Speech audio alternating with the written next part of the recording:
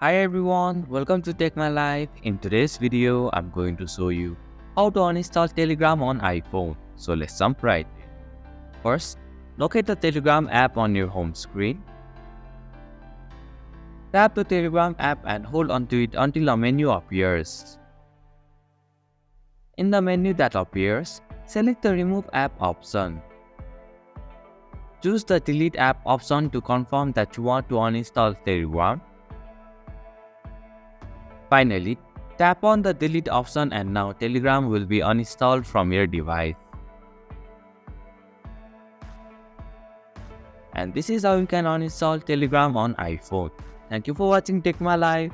Hope this video was helpful. If it was, then hit the like button and comment down if you have any questions or feedback. Also, if you are new to our channel, please subscribe and hit the bell icon so that you won't miss our upcoming videos.